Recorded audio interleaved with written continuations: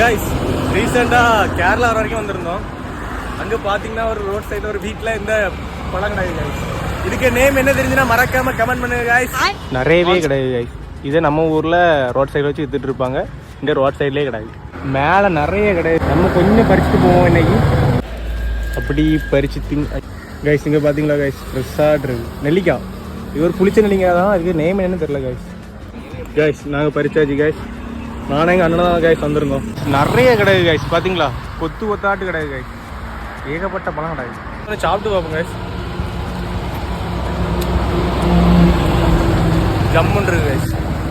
இந்த பழம் நீங்கள் சாப்பிட்றீங்களான்னு சொல்லி கமெண்ட் பண்ணுங்க கைஸ்.